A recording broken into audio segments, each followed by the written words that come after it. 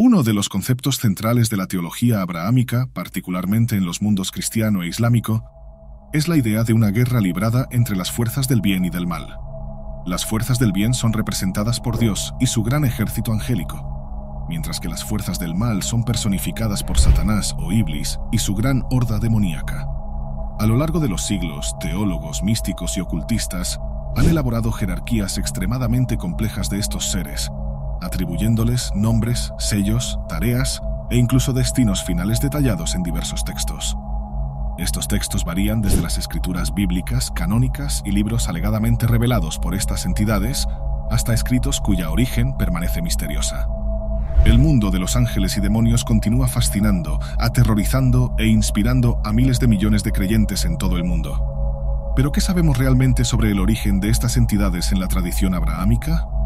Si retrocedemos en el tiempo hasta los antiguos israelitas, quienes son los progenitores de las mitologías judía, cristiana e islámica, entre otras, ¿qué sabemos sobre el estrato más antiguo de la demonología israelita?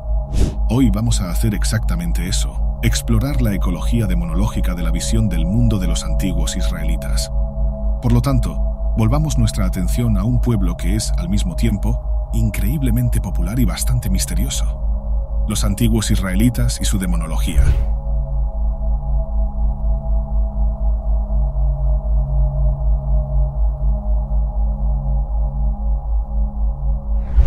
Saludos a todos. Si estás interesado en religión, alquimia, cábala, filosofía o la historia del ocultismo, asegúrate de suscribirte aquí en Camino Etéreo. Cada suscripción es un gran apoyo para los vídeos que hago en mi canal. Los israelitas estaban entre los grupos de personas del antiguo Levante que generalmente llamamos cananeos. Ellos son mencionados por primera vez en la estela de Meremptah, datada del inicio del siglo XIII a.C., y ganan gran fama como los progenitores de las religiones abrahámicas, incluyendo el judaísmo, el cristianismo y el islamismo. Sus escritos se preservan en inscripciones, cartas y quizás más notablemente en la colección heterogénea de textos conocida como la Biblia hebrea o el Antiguo Testamento cristiano. Para comprender el paisaje demonológico de los israelitas, es necesario examinar esa literatura, considerando también las culturas y escritos vecinos. Los antiguos israelitas no existían en un vacío. Su cultura era influenciada por sus vecinos y reaccionaba a ellos como cualquier otra cultura. Entonces, ¿qué queremos decir por demonio? Vamos a definir demonio como un ser sobrenatural malévolo, al menos malévolo para los seres humanos. Sin embargo, la definición de malévolo se vuelve compleja, pero esta definición provisional es la mejor que podemos ofrecer. Lo que quizás sea más notable sobre tales entidades en la cultura religiosa israelita antigua, en comparación con sus vecinos, como las culturas religiosas egipcia y mesopotámica, es la escasez de estas figuras. En el antiguo Israel no hay muchas referencias a ángeles, demonios u otros seres sobrenaturales que no sean dioses. De hecho, el antiguo Israel prácticamente no poseía una gran cantidad de demonios o ángeles hasta el surgimiento del judaísmo apocalíptico en el período persa. En contraste, en el antiguo Egipto, cientos de demonios son conocidos, muchos de ellos con roles significativos en su mitología religiosa. Un ejemplo famoso es Amit, un demonio con el cuerpo inferior de un hipopótamo, la parte delantera de un león y la cabeza de un cocodrilo. Amit devoraba las almas de aquellos considerados injustos en los juicios del más allá. El nombre Amit, en egipcio, literalmente significa el que devora a los muertos. Y los egipcios estaban con razón aterrorizados con esta entidad. En Mesopotamia, seres similares también son conocidos, aunque no en la misma cantidad que en el antiguo Egipto. Típicamente, estos seres son los habitantes de Kur o Utsetu, en la lengua acádica semítica, incluyendo los tortuosos demonios Gala. El más famoso entre estos seres es Pazuzu, rey de los demonios del viento, hermano del monstruo Humbaba de la fama de la epopeya de Gilgamesh, hijo del dios Jambi, y famoso por poseer a la niña Regan en la película El Exorcista. El demonio femenino Lamastu, conocida por asesinar bebés y niños, eventualmente se desarrollaría en la figura de la demonia Lilith muchos siglos después. Como mencionado anteriormente, si alguien investigara la literatura y mitología israelita, lo primero que notaría es la escasez de estos seres. Cuando son mencionados, generalmente es de pasada, sin una elaboración mitológica o historias de fondo detalladas. Esto sugiere que las personas que compusieron y redactaron la literatura israelita, incluyendo la Biblia hebrea o el Antiguo Testamento cristiano, estaban suprimiendo este aspecto mitológico de su cultura, desinteresadas en estos seres o que estos seres simplemente no desempeñaban un papel tan importante en su mitología. Ciertamente, al observar otros textos cananeos anteriores, como los recuperados de Ugarit, se nota que seres similares a ángeles y demonios tampoco desempeñan un papel significativo en su mitología. El antiguo Oriente Próximo operaba en un paradigma religioso diferente de las mitologías posteriores, mientras que la revolución religiosa apocalíptica cambió el paradigma religioso hacia una batalla entre el bien y el mal, que permanece dominante hoy. El paradigma más antiguo y arcaico era de caos contra orden. Este mito del combate al caos, como es conocido por los estudiosos, sobrevive a lo largo de la Biblia hebrea, siendo quizás más aparente en el libro de Job, específicamente en Job capítulo 41. Este capítulo describe a Dios hablando sobre el Leviatán, una criatura que simboliza el caos y muestra el poder de Dios sobre esta fuerza del caos. Así como en el Salmo 74, que hace una referencia directa al mito del combate al caos, especialmente en los versículos 13 y 14.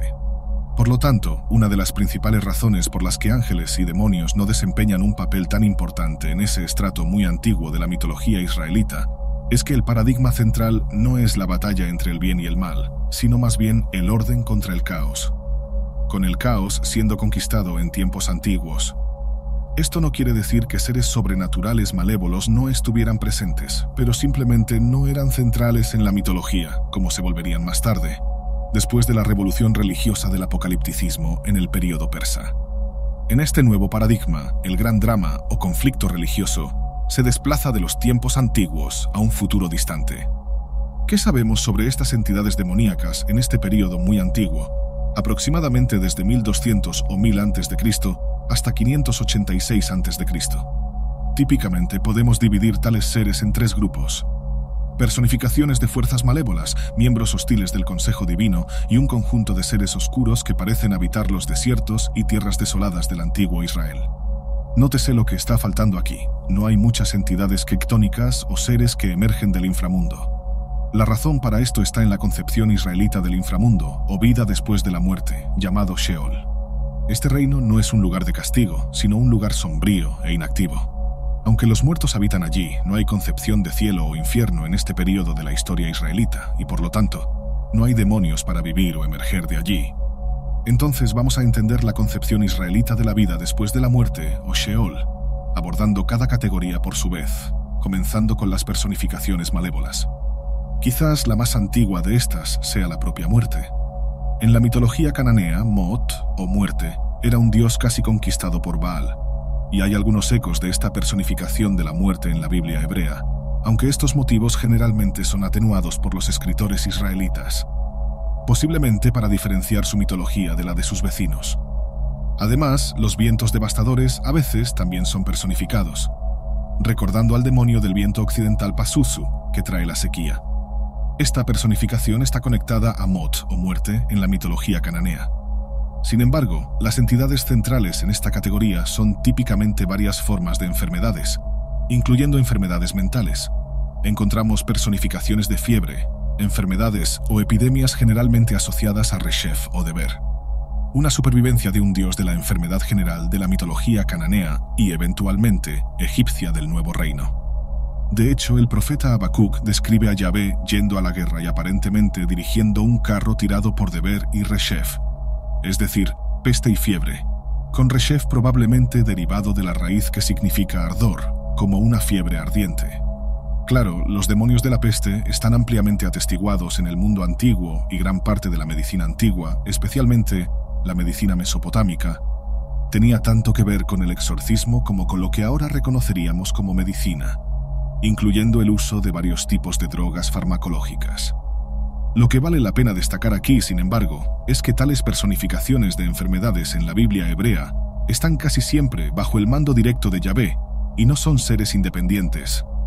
Las enfermedades mentales o la locura también están atestiguadas, específicamente en el caso del primer rey israelita, Saúl.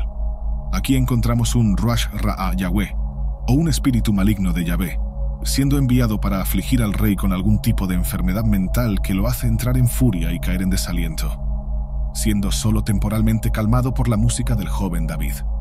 La importancia de que este espíritu maligno sea enviado por el Dios israelita no puede ser subestimada.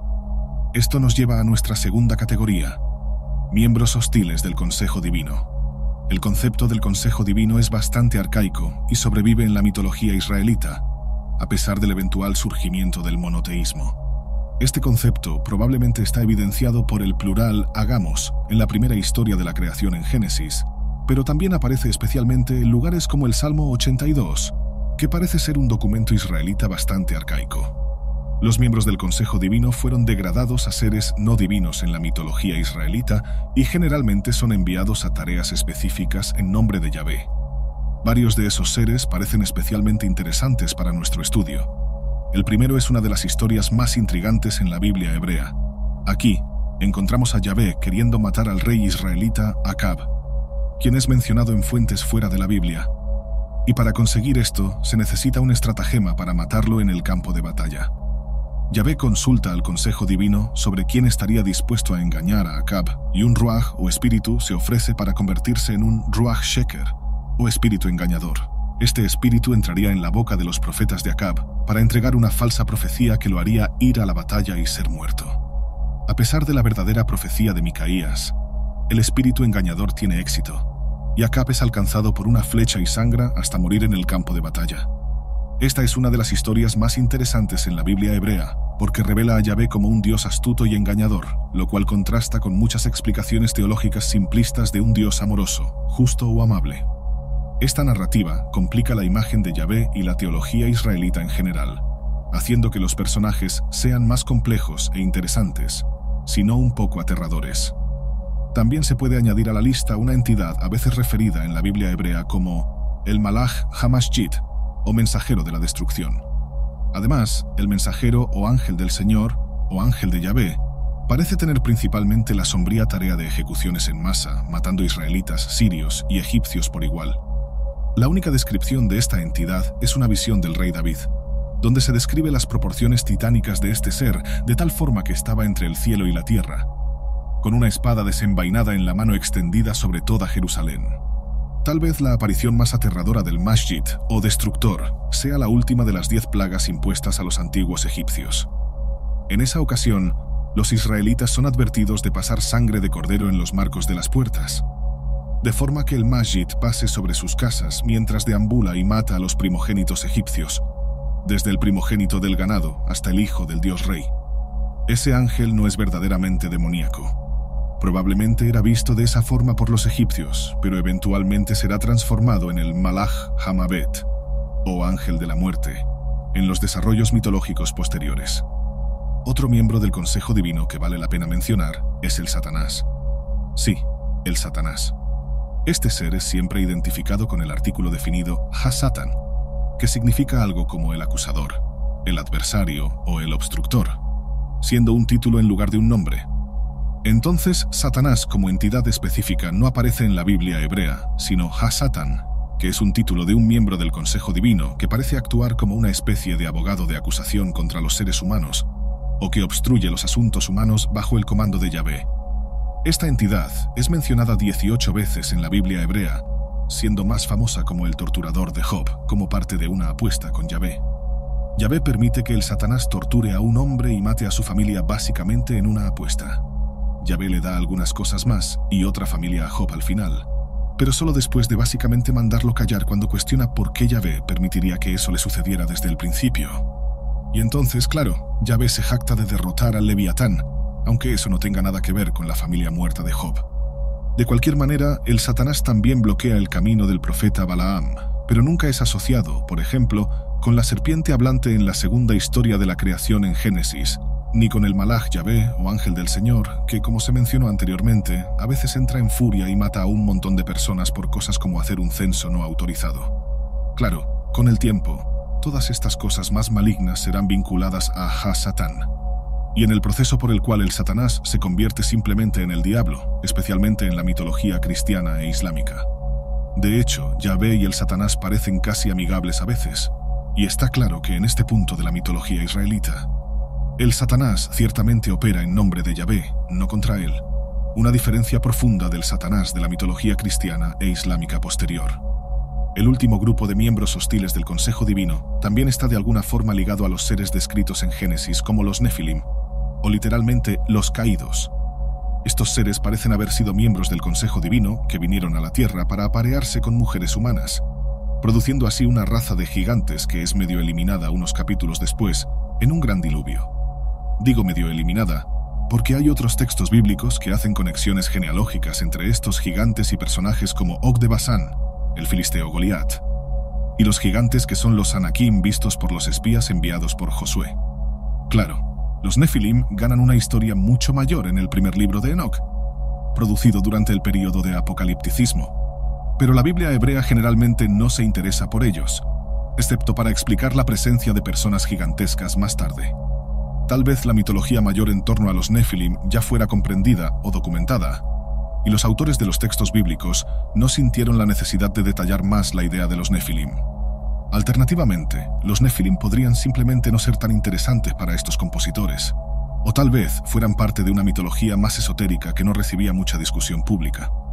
Es difícil decir con certeza. La escasez de información en la Biblia hebrea también puede indicar que la narrativa posterior de Enoc no es realmente una continuación de una mitología israelita más arcaica, siendo más probablemente desarrollos mitológicos del período persa. Aunque es complicado afirmar cualquier cosa con certeza, lo importante aquí es su origen en el Consejo Divino, siendo convertidos en entidades más demoníacas posteriormente. De cualquier forma, dejaré en la descripción 2 videos donde abordamos con mayor profundidad toda esta conexión de Yahvé, Nefilim y también los Anunnaki. Nuestra última categoría es un tipo de conjunto demoníaco de seres que parecen ser sobrenaturales por naturaleza y están típicamente asociados al desierto o a tierras desoladas. La mayoría de estos seres es mencionada solo de pasada, a veces solo una vez, y ellos permanecen muy misteriosos.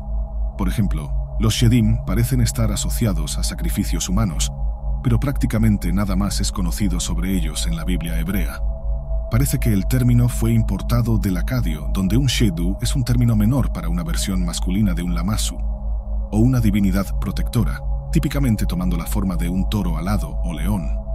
Cómo exactamente un ser relativamente positivo en la mitología mesopotámica se convierte en malévolo en la mitología israelita no está claro, aunque la demonización de divinidades o espíritus extranjeros es un movimiento bastante común históricamente. La transición de yo no adoro o gusto de tus dioses a tus dioses son realmente malos no es tan difícil de imaginar. Vale mencionar a propósito que el término Shed o Shedim en plural se convierte en la palabra hebrea estándar para demonio. También tenemos los Seirim, literalmente los peludos. Este término parece derivar de la palabra para cabra, que habitaba ruinas y era objeto de sacrificios. Ellos también son asociados una vez en la Biblia hebrea con Lilith. Este término, gramaticalmente femenino, pudo haber sido posiblemente un demonio nocturno, aunque la mención aquí es solo de pasada. Lilith, como la primera esposa rebelde de Adán, responsable de la muerte de Cuna, es un desarrollo mucho posterior, famoso en el alfabeto de Ben Sira, un texto compuesto después del período del Talmud babilónico. Lamastu y Lilith están claramente conectadas y hay un desarrollo a lo largo del tiempo de esta entidad, pero Lilith no aparece específicamente en la Biblia hebrea. También hay 3 menciones de Azazel en el libro de Levítico que se encuentran en el capítulo 16, que trata del día de la expiación, Yom Kippur. Estos pasajes describen el ritual del chivo expiatorio. Si Azazel es una entidad en este punto de la mitología israelita, es incierto e incluso improbable. Az significa cabra en hebreo, pero también puede significar robusto. Esto puede ser un juego de palabras refiriéndose al desierto de Judea, donde la cabra habría sido enviada como un chivo expiatorio. Este término puede simplemente significar algo como la cabra que es enviada, que es como el término es traducido en la Septuaginta. Aunque la construcción la Azazel también es curiosa en contraste con la Yahvé en el mismo texto. Sin embargo, en el período apocalíptico, Azazel se convierte completamente en un demonio y gana gran fama en la mitología judía, cristiana y especialmente islámica. Es improbable que el escritor de Levítico tuviera tal noción en mente, con el proceso de demonización ocurriendo muchos siglos después. Finalmente, es posible que un ser llamado Aluka, que aparece solo una vez en la Biblia hebrea en Proverbios, pueda ser una referencia a una entidad similar a un vampiro. La palabra es un sustantivo femenino que significa la que succiona y puede ser traducida como sanguijuela. En la mitología árabe posterior, un término muy similar es usado para un personaje femenino parecido a un vampiro, como en las 1001 noches. Aunque no está claro si esta asociación existía en ese período de la mitología israelita, y con el término mencionado solo una vez en toda la Biblia hebrea, es difícil sacar cualquier conclusión firme sobre si esto representa un vampiro israelita primitivo. En general, esta es la gama de demonología israelita según se preserva en la Biblia hebrea. Eventualmente, dioses no israelitas como Baal, Moloch, Dagón, etc. son demonizados, pero es importante notar que no hay una demonología sistemática en la literatura israelita. No hay una teoría de origen para estos seres, ni un entendimiento claro de cómo se encajan en la ecología divina en general. Realmente no están conectados con el origen del mal o una vida después de la muerte negativa. No hay un líder demoníaco o una organización clara de estos seres, y solo en algunos casos están asociados con algo similar a nuestra concepción moderna de posesión demoníaca. Tenemos otro video donde hacemos un enfoque profundo sobre la demonología en un contexto general. Además de lo mencionado aquí, no dejes de ver. Como se mencionó anteriormente, parece que tales entidades malévolas desempeñaron solo un papel menor en la mitología israelita, así como en la mitología cananea en general. Claro, esto cambiaría dramáticamente con el ascenso del judaísmo apocalíptico en el período persa, probablemente debido al intenso contacto con las culturas helénica y persa. No en tanto, esta posición israelita más arcaica persistió durante el período del Segundo Templo, a pesar del auge del judaísmo apocalíptico, con un grupo típicamente referido como los saduceos. Los saduceos rechazaban la existencia de ángeles y demonios en general, junto con la resurrección del cuerpo y la idea de castigo y recompensa en la vida después de la muerte, manteniendo un concepto israelita mucho más tradicional de Sheol. En cierto sentido, los saduceos mantenían una visión del mundo mucho más tradicional de los antiguos israelitas. Sin embargo, con la destrucción del Templo de Jerusalén, esta posición parece haber desaparecido junto con los saduceos como grupo en general. Esta desaparición de los saduceos no solo marcó el fin de una visión del mundo, sino que también abrió camino para la expansión y la influencia de los textos israelitas en contextos mucho más amplios. Los textos encontrados en la Biblia hebrea, a menudo llamada Antiguo Testamento por los cristianos, habrían sido un aspecto bastante marginal de la historia religiosa mundial, si no fuera por el enorme éxito del cristianismo y del islamismo. No obstante, dado este éxito, no hay forma de negar que las costumbres, tabúes y sensibilidades legales de los israelitas, que eran relativamente marginales, entraron en las dimensiones culturales y religiosas de la vida de miles de millones de personas. Esto es especialmente relevante cuando se considera la apreciación cultural, o mejor dicho, la depreciación de la magia. Gran parte de lo que ocurrió en los juicios de brujas se basó fuertemente en la Biblia hebrea para justificar la persecución misógina de brujas. Los márgenes tenues que separan magia, tecnología y religión sirvieron para proteger a aquellos que practicaban magia en los márgenes de la ciencia medieval y premoderna. ¿Qué podemos decir sobre las prácticas mágicas de los antiguos israelitas? ¿Qué estaba prohibido y qué estaba permitido?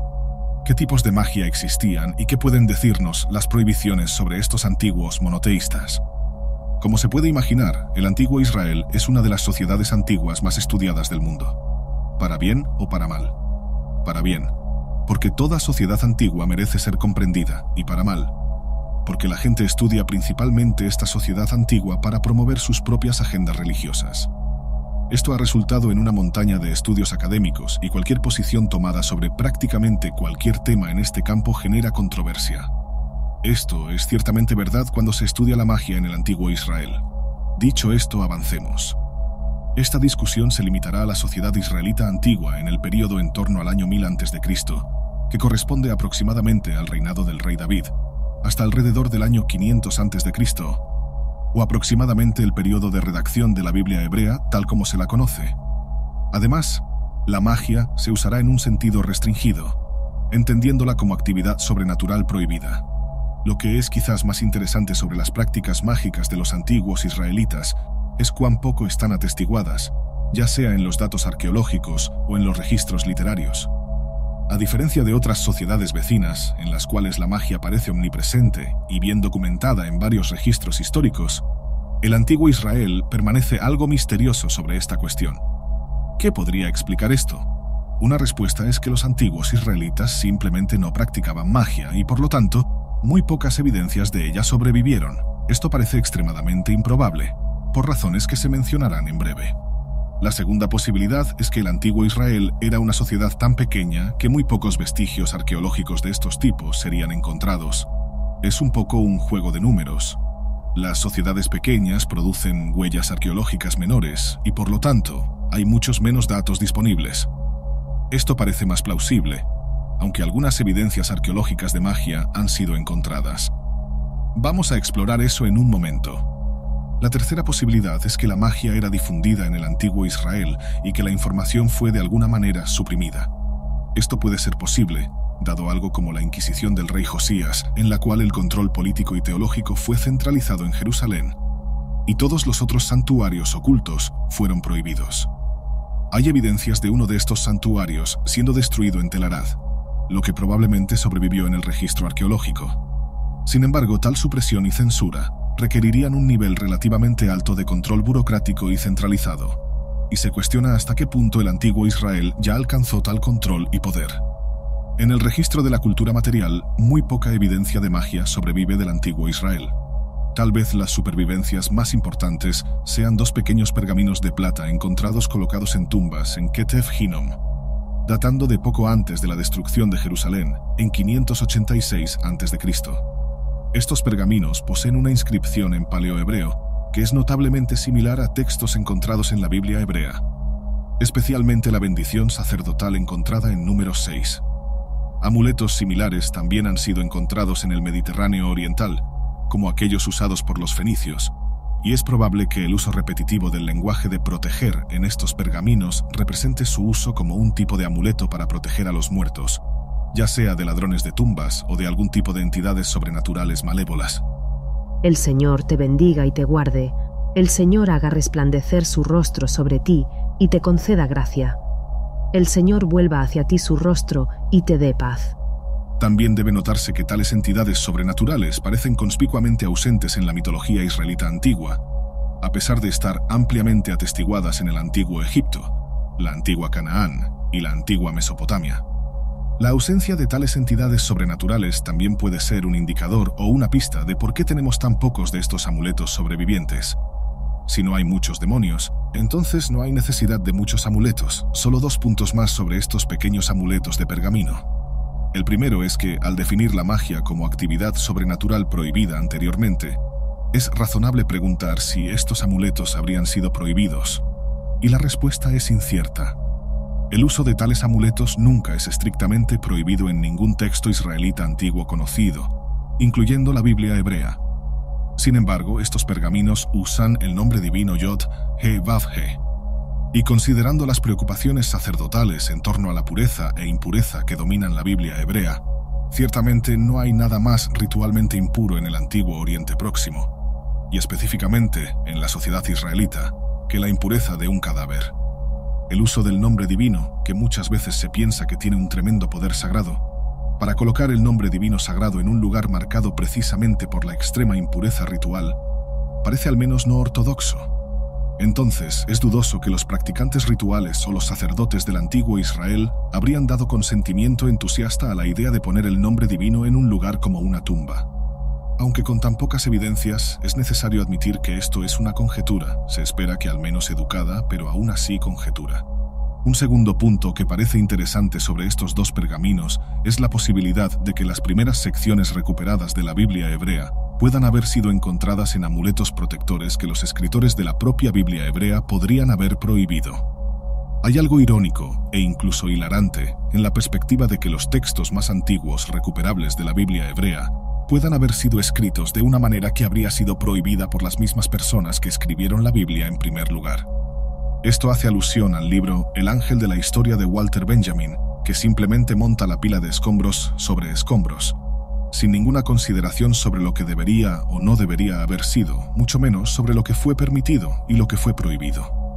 El ángel de la historia de Benjamin no se preocupa por el progreso o la ética, y no es sorprendente que la Biblia haya sido recuperada de una forma que la propia Biblia habría prohibido. Y es a la Biblia a la que debemos volver ahora, aunque es importante aclarar lo que se quiere decir con Biblia. Lo que tenemos como la Biblia es menos un texto unificado, y más algo como una biblioteca israelita antigua que pasó por varios procesos, muchas veces contradictorios, de curaduría por diversos editores en diferentes momentos, con varias agendas. Decir algo como la Biblia dice X es un poco como decir, bueno, Louisiana Biblioteca dice X. Las bibliotecas contienen todo tipo de información porque están llenas de diversos tipos de libros sobre variados temas, escritos por diferentes personas en diferentes tiempos, con diversas agendas. Por lo tanto, es importante, al estudiar o citar la Biblia, dar la mejor contextualización posible, y espero lograr eso mientras exploramos algunos de los textos más notorios de la Biblia hebrea. Esto es especialmente relevante cuando se trata de algo tan culturalmente específico como el concepto de magia. La verdad simple es que los antiguos israelitas, como cualquier otra cultura, tenían un vocabulario complejo y técnico para describir lo que hoy llamamos magia. Y como veremos, muchos de esos términos y prácticas se han perdido en la historia. Uno de los primeros relatos en la Biblia hebrea que se relaciona con lo que llamaríamos magia es un duelo sobrenatural entre Aarón, el hermano de Moisés, y los hechiceros egipcios. En esta famosa historia, los egipcios fueron capaces de transformar sus bastones en serpientes, revelando que el autor de este texto creía que los egipcios tenían poderes sobrenaturales. Esto demostraba la agudeza sobrenatural de los antiguos israelitas y el poder de su Dios sobre los egipcios. Sin embargo, debajo de esta historia, vemos algunos términos técnicos en acción que vale la pena discutir. La primera palabra usada para describir a los hechiceros egipcios antiguos es makshim, derivada de una raíz que generalmente significa algo como magia, hechicería o brujería. Esta palabra aparece tanto en el hebreo antiguo como en su forma cognada en el acadio antiguo. Puede compararse el acadio kishpu con el hebreo keshef. Ambos tienen la misma raíz, shoresh. Esta es la palabra que la Biblia hebrea usa más típicamente para describir magia y casi siempre tiene un sentido negativo o prohibitivo. Sin embargo, debe señalarse que los hechiceros específicos que son capaces de transformar sus bastones en serpientes son realmente referidos como Kartumim. Este título puede ser algo así como una metonimia, significando Kartumim egipcios, lo que puede revelar su origen étnico o geográfico en el distante Sudán. Exactamente por qué son referidos como Kartumim, en este caso, es un poco misterioso. Cuando una cultura prohíbe algo, podemos probablemente asumir que al menos un sector significativo de la población o cultura estaba participando en esa actividad. Simplemente no prohíbes cosas que la gente no está haciendo. Además, vale notar que la mayoría de las prohibiciones en la Biblia hebrea no son sobre prácticas en sí mismas, sino sobre ciertos tipos de personas. El texto raramente dice no practiques adivinación, sino no seas tal y tal tipo de adivino. La Biblia hebrea parece más interesada en la identidad de los israelitas como tal y más importante, en mantener su identidad separada de sus vecinos, como los filisteos. Por lo tanto, el enfoque israelita es mucho más en la identidad que en la práctica, aunque existen excepciones a esta regla. Quizás la interdicción más infame sobre la magia se encuentra en Éxodo 22, donde leemos Mekashefá lo techayé, traducido en la versión King James de la Biblia, como no permitirás que una bruja viva. La palabra Mekashefá viene de la misma raíz que mencionamos anteriormente, Keshef, significando magia, aquí significando literalmente la practicante femenina de magia. Este lenguaje está altamente marcado por género y apunta específicamente a las mujeres. Esta dirección de género ocurre tanto en Israel como en sus códigos legales vecinos. Este verso expresa la misoginia de los antiguos israelitas, pero también reforzó las misoginias de periodos posteriores, resultando horriblemente en el asesinato en masa de las llamadas brujas en el periodo moderno temprano. Aquí vemos, en detalles aterradores, las consecuencias de una interdicción israelita sobre las vidas y cuerpos de las mujeres a lo largo del tiempo. Más tarde, en Levítico, capítulo 20, verso 27, se nos informa que no es permitido ser un obie o un ideoni, y que tal condición requiere nuevamente la pena capital. El hombre o la mujer que entre ustedes sea medium o espírita deberá ser ejecutado. Ustedes los apedrearán, la sangre de ellos caerá sobre ellos mismos. ¿Qué podrías haber sido el ideoni? La respuesta no está muy clara y ni siquiera la lingüística comparativa nos ayuda mucho. Los rabinos del Talmud, escribiendo siglos después de la conclusión de la Biblia hebrea, parecen asociar esta práctica con la colocación del hueso de una criatura llamada Yadúa en la boca, de modo que ese hueso permitiría al usuario un tipo de poder necromántico. Ahora, exactamente qué era esta criatura, el Yadúa, es algo en lo que los rabinos no lograron ponerse de acuerdo. Se ha sugerido de todo, desde un sapo hasta un pájaro o incluso una bestia salvaje genérica. Es importante notar que incluso los especialistas judíos, escribiendo en los primeros siglos de la era común, no tenían una idea clara de lo que era esta práctica. Parece que, incluso en el cambio de era, lo que sea que esta práctica fuera ya se había perdido hace mucho tiempo. Un poco más adelante, en Levítico 19, también se nos informa que está prohibido tnachashu o tonenu. No coman carne con sangre aún en ella, no practiquen adivinación ni hechicería. Las traducciones rinden estas palabras de manera imprecisa como adivinación o profecía, mostrando claramente que no saben lo que significan estas palabras. Por lo que podemos decir, parecen ser algunos tipos de formas ilícitas de adivinación, quizás la primera siendo adivinación por serpientes o ofiomancia. Podemos ver la palabra nakashi aquí en el verbo, y quizás ariomancia en el segundo. Aquí vemos la palabra nube, anán en el segundo verbo, pero exactamente qué eran o cómo se practicaban está completamente perdido. A pesar de esto, es evidente cómo las traducciones a veces son poco fiables. Podemos claramente ver la palabra serpiente y nube en ambos verbos, así que al menos tenemos alguna pista de lo que eran, aunque los traductores simplemente los rinden como adivinación o profetización, lo cual, estrictamente hablando, no parece ser la mejor traducción. Por supuesto, aunque estas formas de adivinación parecen estar prohibidas por la Biblia hebrea, el propio texto no prohíbe todas las formas de adivinación. Quizás las formas más famosas de adivinación sean los Urim y Tumim, pero varias otras formas de profecía abundan en la Biblia hebrea. Y hay un rico vocabulario técnico para las varias formas de profecía que se encuentran en la Biblia hebrea. Estas prácticas mágicas religiosas serán abordadas en un episodio futuro. Más adelante en Levítico, y es posible notar una tendencia aquí, muchas de estas prohibiciones se encuentran en la literatura sacerdotal de Levítico, que está profundamente preocupada con lo que es ritualmente puro y lo que es ritualmente impuro. Conceptos como pureza e impureza son centrales para cómo los israelitas se separan de sus vecinos. Por lo tanto, no es sorprendente que tantas prohibiciones sobre magia se encuentren en el libro de Levítico. De cualquier manera, se nos informa sobre alguna profanación o blasfemia contra el nombre divino de Dios, aunque no se nos informa exactamente de qué sucedió. La palabra usada para blasfemia es una palabra bastante genérica, que significa maldecir, y se encuentra en otros idiomas del antiguo Oriente Próximo también. Este caso es entonces entregado a Moisés, quien tiene que juzgar la cuestión. En este punto, Moisés pronuncia una ley, pero la palabra para maldecir o blasfemar cambia ligeramente. Se nos informa que si alguien nokev el nombre de Dios, debe ser condenado a muerte.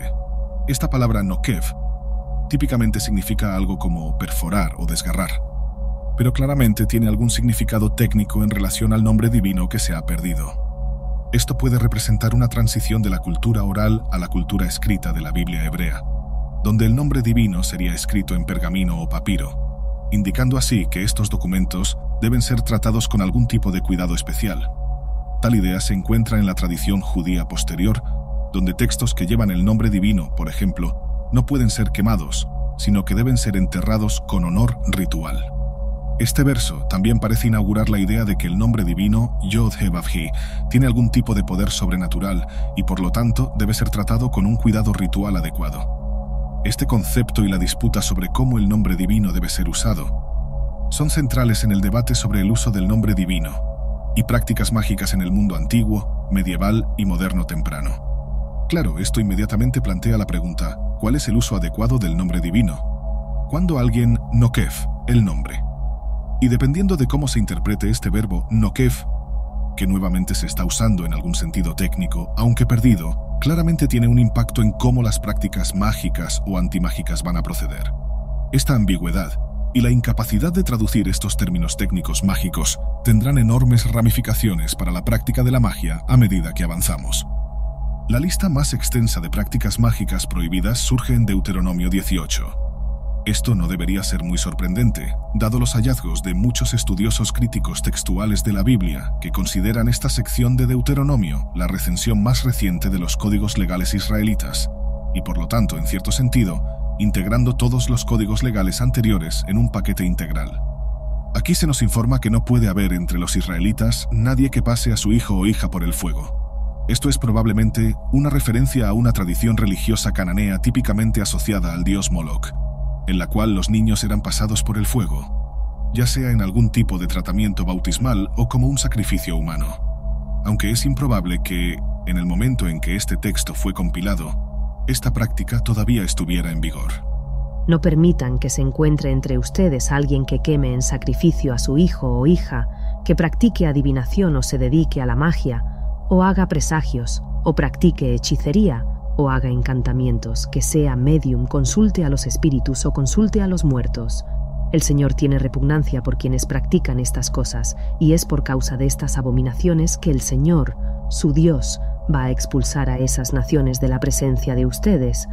Entonces tenemos una lista de actividades mágicas prohibidas. El escritor está vinculando estas prácticas a las religiones cananeas, no israelitas, para mantener una distinción entre los dos pueblos. La lista incluye prácticas que ya hemos visto, como ser un Kosem de Kasamim, adivino, un Meonen, que practica adivinación, un Menache, probablemente relacionado con la adivinación por nubes, un Mechashef, mago, y un Chober de Cheber, posiblemente alguien que usa hechizos de ligadura como magia de amor. También están prohibidas las consultas a un Ove, medium o Yidoni, espiritista, o aquellos que buscan a los muertos.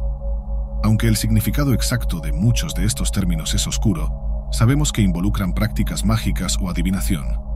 En hebreo moderno, Kasem se usa para trucos de magia de escenario. Menache viene de Anan, nube, y Menek de Nachas, serpiente, sugiriendo formas específicas de adivinación. El Chober de Cheber es más misterioso y puede referirse a magia de ligadura, como hechizos de amor. Lo interesante es que, al consultar traducciones antiguas, como la Septuaginta griega, la Vulgata latina o el Targum arameo, vemos diferentes interpretaciones de estas prácticas. Esto muestra que ni los traductores sabían exactamente lo que significaban, indicando que estas prácticas eran complejas y variadas. Esto es especialmente revelador en la Septuaginta, una de las primeras traducciones de la Biblia hebrea al griego, y en los Targumim, las traducciones de la Biblia hebrea al arameo. La Septuaginta, una de las traducciones más antiguas de la Biblia hebrea, fue realizada en el siglo III a.C. a petición del gobernante Ptolomeo II de Egipto, quien deseaba una versión griega de la Torá para la Biblioteca de Alejandría. 72 rabinos judíos fueron enviados para completar esta tarea, y la traducción fue concluida en 72 días. Esta versión griega, conocida como Septuaginta, tuvo un impacto profundo, ya que permitió que las escrituras hebreas fueran accesibles al mundo griego. Sin embargo, la Septuaginta no es una simple traducción literal. Incluye interpretaciones y adaptaciones culturales, lo que evidencia una pérdida y una transformación de las prácticas originales desde muy temprano. Esto resalta cómo las traducciones e interpretaciones subsecuentes de la Biblia hebrea, como la Vulgata latina y las versiones modernas, frecuentemente divergen del texto original, reflejando los cambios en las prácticas y entendimientos teológicos a lo largo del tiempo. Incluso en estas traducciones iniciales, los traductores están haciendo más interpretación que traducción, lo que muestra que, incluso muy temprano, exactamente qué eran estas prácticas se ha perdido. Antes de que nos volvamos hacia las prácticas más necrománticas que parecen ocurrir al final de esta lista, es importante señalar lo que parece perceptiblemente ausente del contexto israelita. A diferencia de los vecinos del antiguo Israel, no vemos los elaborados rituales de exorcismo ni las prácticas de adivinación de hígado omnipresentes en la magia mesopotámica. Además, no hay sentido en estos textos de que la magia está simplemente entrelazada en el tejido de la realidad, como está en la concepción egipcia de Heka. El antiguo Israel parece, cuando se compara con otras sociedades vecinas, conspicuamente desprovisto de lo que ahora llamaríamos magia. Esto no quiere decir que no era practicada. Las prohibiciones encontradas en la Biblia hebrea son indicadores de que sí lo era, pero parece que puede haber sido simplemente menos omnipresente. Tal vez era menos popular a nivel de la élite literaria, o simplemente suprimida en la literatura en algún periodo. Simplemente no lo sabemos. Vamos a analizar la magia necromántica mencionada anteriormente. En la lista de prácticas prohibidas en Deuteronomio, Ove, medium y Yidoni, espiritista, están separados de la práctica de buscar a los muertos. La palabra buscar viene de la misma raíz que midrash o dirash, que significa estudiar. No está claro por qué buscar a los muertos es mencionado separadamente de Ove y Yidoni. Vamos a dejar el concepto de consultar un Ove para el final, ya que es el que mejor entendemos. Esto se debe a que una historia contada en el primer libro de Samuel, capítulo 28, en la cual el desanimado Saúl visita a la famosa hechicera de Endor, nos ofrece una visión más detallada. Es importante notar lo que precede esta historia. Saúl está involucrado en una guerra con los filisteos, y la guerra está yendo muy mal. En un intento de descubrir cómo se desarrollará la guerra, Saúl intenta consultar las formas legítimas de adivinación, los Urim y Tumim, solo para descubrir, para su terror, que han quedado silenciosos. Dios ha abandonado a Saúl. Saúl visita a una mujer que, si traducimos literalmente del hebreo, es algo como la mujer que es la maestra de Lov en Endor. Endor son dos palabras en hebreo, no una sola palabra. Él hace esto para conjurar al recientemente fallecido profeta Samuel y saber cuál será su destino en esta guerra con los filisteos. Al principio, la Baalat Ove, que en hebreo significa la frase hechicera de Endor, la palabra hechicera, tiene tantas connotaciones que oscurece lo que está sucediendo en esta historia israelita antigua. Se niega a conjurar a Samuel, citando el hecho de que el propio Saúl prohibió esta práctica entre los israelitas. Saúl entonces procede a darle inmunidad de la ley y ella continúa con la evocación. No se nos da ninguna descripción clara de cómo realmente sucede la evocación. La Baalat Ove tiene éxito en traer a Samuel de vuelta. Nuevamente tenemos la idea de que el espíritu o ruaj de Samuel está en la tierra y está siendo jalado del Sheol a este mundo.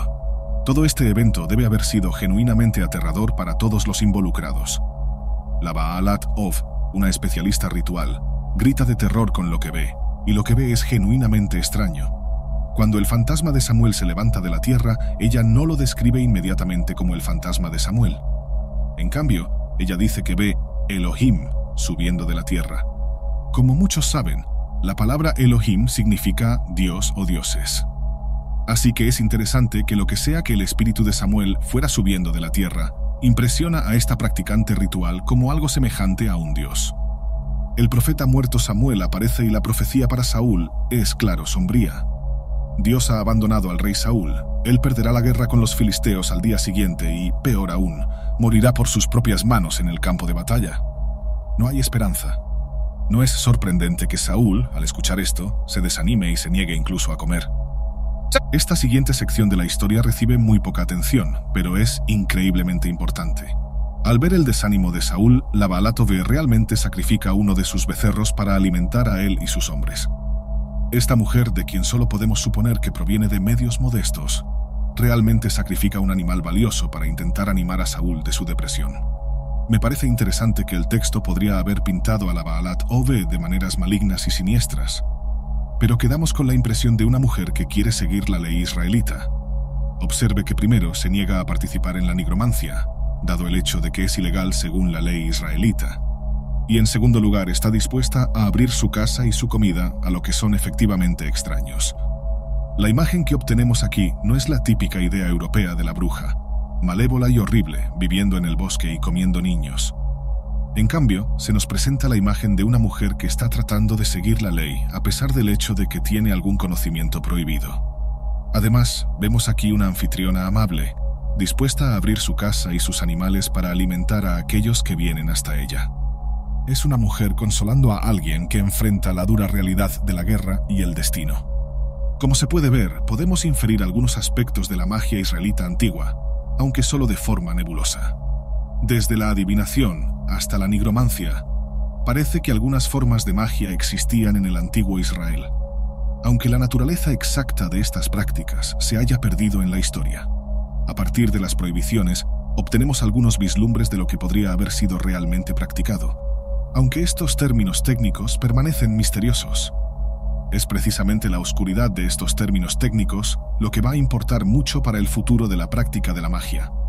Como estos términos no son terriblemente específicos, y porque no sabemos exactamente lo que significan, habrá un poco de margen para lo que está permitido y lo que está prohibido. Claro, si alguien quiere tener una lectura muy estricta de estos textos, es fácil señalar que en varios momentos y lugares, varias formas de magia están prohibidas, y por extensión es posible entender que todas las formas de magia están prohibidas.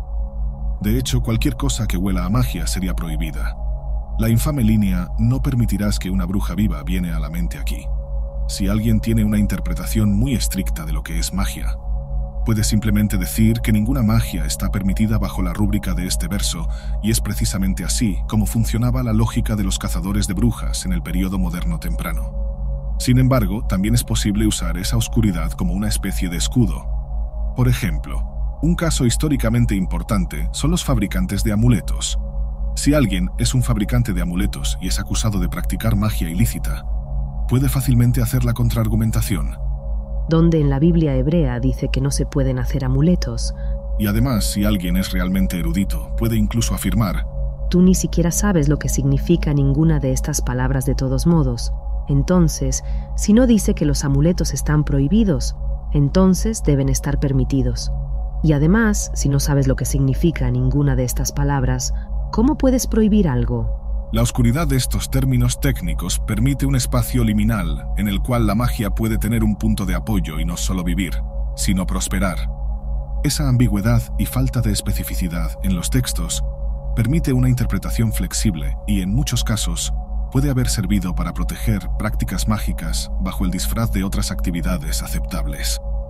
Esto crea una zona gris donde la magia puede continuar existiendo y ser practicada, siempre que no encaje explícitamente en las prohibiciones conocidas. Y vemos exactamente esto suceder en el mundo judío posbíblico. Hay una profusión positiva de magia judía. Un ejemplo de algo así sucede en el Talmud, en el Tratado Sanedrín. Hay una larga discusión sobre lo que es la hechicería, es decir, lo que está permitido y lo que está prohibido, y lo que está sujeto a la pena de muerte.